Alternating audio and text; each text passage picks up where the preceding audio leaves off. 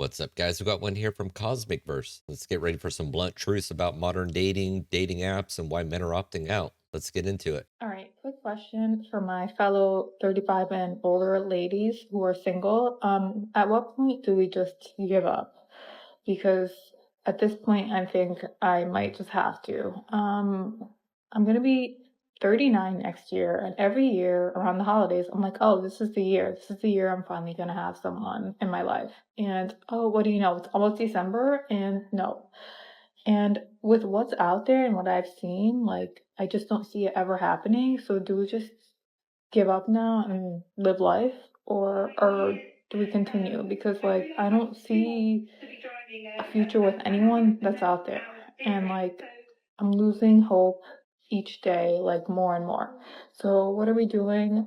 If we're not losing hope, what are we gonna do to find someone? Because it's not Hinge or Bumble or any of those apps. Like, and I just don't know what to do. So what are we doing? So it's the classic almost 40 and still single rant. I mean, look, you're realizing what red pillars have been saying for years is your dating options shrink after 35. And it's not because of lack of good men, but because of poor choices earlier. And instead of chasing Chad in your 20s, maybe investing in a relationship with a guy who wasn't a 10 would have paid off. You know, men are on Hinge looking for 39-year-olds with emotional baggage. They're looking for younger, more agreeable partners. And this line of do we just give up? I mean, men gave up on the rig game years ago. And maybe step back, reflect on how feminism sold you a lie, and recalibrate your expectations before it's too late. So since I've been back on the dating apps, I have been seeing a lot of familiar faces that I've seen over and over again, right? I always have to swipe left to get rid of them, and I just keep thinking, why are they still on the apps? How have they not found anyone yet?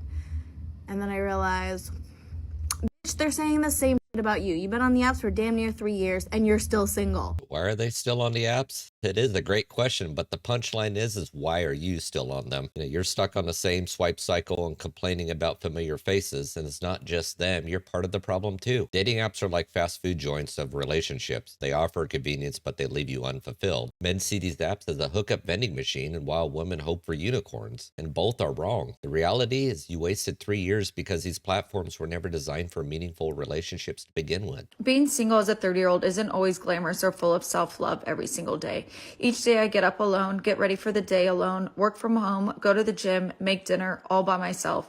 There are no good morning texts or good night texts. There are days where you question, is my time coming? Or wishing you had someone to do the simple things with.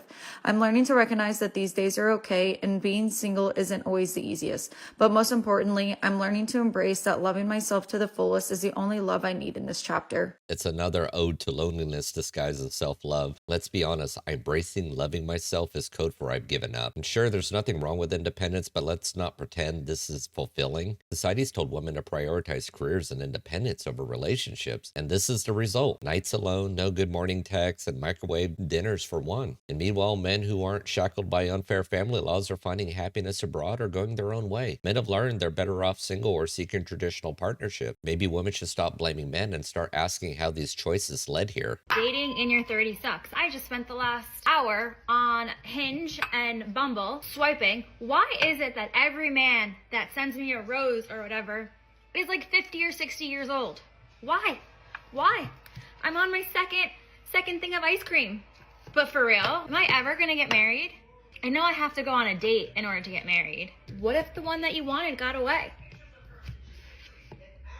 So I'll just keep eating my ice cream and swipe because this sucks. Does anyone have any advice or tips or anything? Thanks, bye. Ice cream and swiping sounds like a fun Friday night. That's the dating equivalent of rearranging deck chairs on the Titanic. You're 30 plus and still hoping to find the one. Here's the harsh truth. The men who send you those roses are older because they're the ones still willing to put in effort. Now, the men you actually want are swimming in options and not chasing you. Why? Because they've seen how the story ends. Divorce court, child support, and loss of assets. Feminism told you to live your best life in your 20s, but it's men paying for it. And now they're saying, no thanks. I just want to say that when you are 29 and back into the dating world, it is rough. Like, I have not had to date since I was like 22, 23. Got divorced, and then I went straight into a new relationship for the last 3 years. So getting back out there is so weird because I'm at the age where, like, now most of the guys my age are married. So you've got Mr. 39-year-old, I work too much to have a family. And then you've got Mr. 48-year-old who would give me the world if I'd let him, but he can't give me kids because he don't want kids anymore. He's already been there, done that. And then you've got Mr. 24-year-old, I'll give you the world if you let me. And then the guys your age are like, I don't want a girlfriend.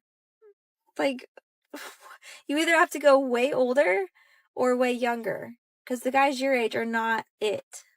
What do you do? The post-divorce, back to the dating pool struggles. Ladies, here's why dating sucks for you at 29 and beyond. You're already at the wall. You're competing in a market where men are your age are either taken, avoiding commitment, or dating younger women. Older guys are going to see you as past your prime. It's brutal, but it's reality. And the younger guys are going to offer you the world, but it's not the world you want. It's a fling. And guys, this is the aftermath of liberation and hookup culture. The game's rigged. Passport bros are winning because traditional values trump swiping. Dating in your 30s is basically meeting a cute guy, kind of having a vibe with him asking for your number, then asking you on a date, you saying yeah, sure, why not, and then right before the date and the entire day leading up to it, you dying to cancel because you just showered and you just want to get in bed and watch Housewives and never speak to this random stranger ever again, but instead you put on your mascara, you go meet up with him for hot chocolate from Earth Cafe. I don't know. I said I was going to do dry January today as maybe a potential get out of the date card.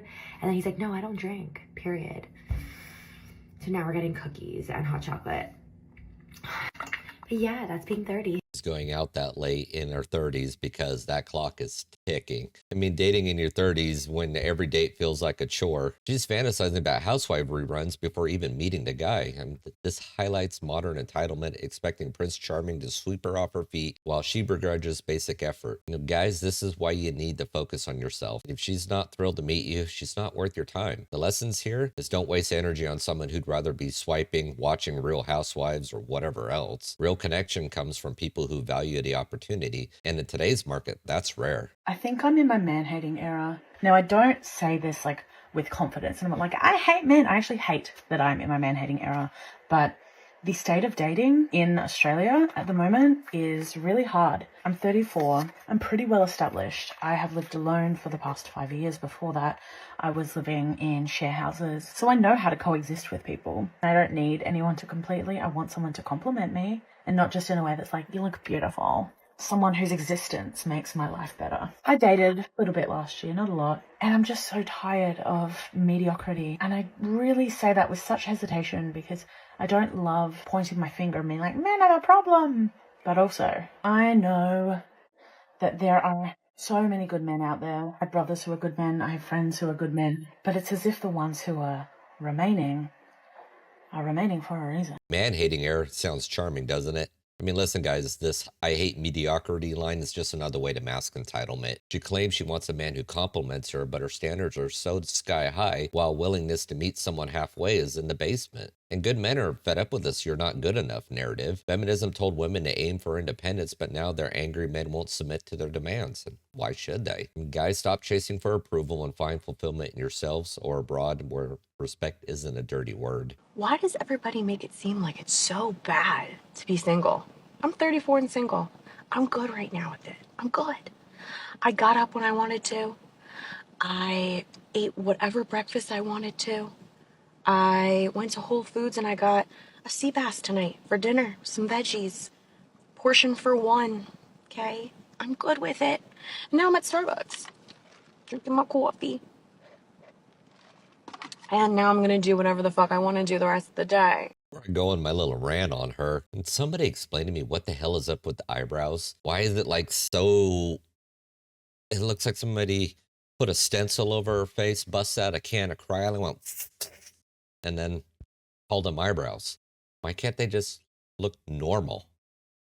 I mean, is it just me, or what do you guys think? Anyways, she's got this "I'm single and loving it" speech going on. So enjoy that sea bass for one while pretending this is the dream. But the truth slips, though. The solo Starbucks routine is society's lie of loneliness that equals empowerment. Guys recognize that this is the script modern women are handed. While they're convincing themselves it's fulfilling, you should be investing in hobbies, finances, exploring options abroad. The family unit's dead in this culture, and social media's dopamine hits won't replace meaningful relationships. If you haven't been been in a relationship and you're in your 30s, you are not alone. Research has ranged from either 20 to 30% of individuals in their 30s have never been in a committed or serious relationship. And it may feel like it's just you, but really there's so many people who haven't been in relationships. And just because you haven't been in a serious committed relationship doesn't mean that you haven't been able to be in one or that you wouldn't be wonderfully in one should you find the right person for you. You are not alone is just a band-aid over reality. And a lot of people haven't been in committed relationships because modern dating is a dumpster fire. And guys, take this as a confirmation that the problem isn't you, it's the culture. An unrealistic expectations, superficial connections, and a court system that penalizes men have pushed guys to opt out entirely. If you haven't been in a relationship yet, focus on building yourself. A serious partner should enhance your life and not drain it. And remember, the odds of finding genuine love are better when you bypass this broken system. Recently deleted my Hinge and I don't think I'm ever going back. I've seen so many other women saying that they also deleted the app. Dating apps are no longer for dating. Men have just turned dating apps into like an easier way to access convenient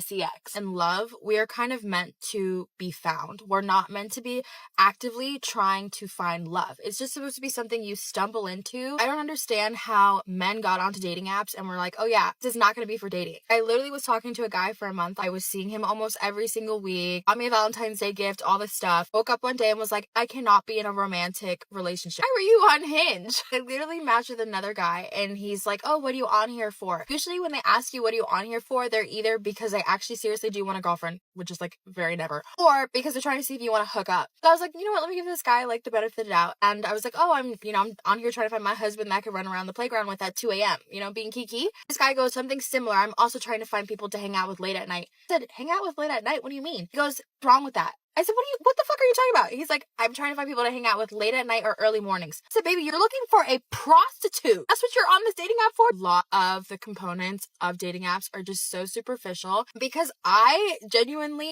am such a surface level person on first match. You don't hit everything, all those points, I'm not gonna like you. So the men I've ever dated were from dating apps and they were the worst ones, but they were the most beautiful ones. But the guys that I met, like, either through mutuals or in regular life, they weren't as attractive, but they were so much better. I feel like we get on dating apps because we feel this idea of like scarcity, so hard to find people. I was definitely like that too because I had this whole idea like, how am I ever gonna find someone? There was a time people dated before dating apps. I think if we all put our fucking foot down and we get off the dating apps, men are gonna go back to talking to women in public because they don't do it anymore because it's just so much easier to go on an app and swipe. I feel like when you get out of the mindset of allowing men to like behave mediocrely with you, when you get out of that, you'll realize that it's almost impossible for someone to come with like the pressure right off with dating app because they've never had a conversation with you in person. They don't know who you are. How can I expect you to like want to plan an amazing date for me and the only thing you have to go off of is 4 prompts and some photos of me? When somebody meets you in person, there's more of that initial connection, so they're more likely to be a bit more emotionally involved with you. So this is your sign. Get off the apps, go find your man at Erewhon, the gym, something. Anyways, I'm going to Pilates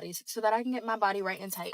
Dating apps turn into hookup factories? No shit. And you're just finding this out? Guys, this is the proof that women's expectations clash with reality. She wants an emotionally available husband, but her strategy is built on instant gratification platforms. The part about men going back to talking to women in public, that ship sailed a long time ago when false allegations and feminist fear-mongering made it risky to approach anyone. Apps aren't the problem, it's the mindset. Women demand perfection while offering mediocrity, and men have caught on. If you're tired of this game, look elsewhere. The world's bigger than Tinder. Well, guys, another modern dating is a disaster video. From apps to entitlement, the system isn't working for men or women. Feminism encouraged independence but left women delusioned as their biological clock ticked away. And social media and hookup culture created the problem, turning relationships into transactional encounters. Men face bias courts, unrealistic expectations, and a culture that devalues them. It's no wonder men are opting out, focusing on self-improvement, going their own way, or seeking traditional values abroad. As for solutions, I've said it before and I'll continue to say it to my dying breath. Men should prioritize themselves financially, physically, and emotionally. Avoid platforms that commodify relationships and build connections organically. And consider traditional cultures that still value family and respect. And for women, you ladies need to reflect on your choices and reset expectations if you want meaningful partnerships. The blame game solves nothing, and it's time for accountability on both sides. Until then, this divide's only going to grow. Well, guys, that's the end of the video here today. If you like what you've seen, hit that like button, share, subscribe, all that fun stuff.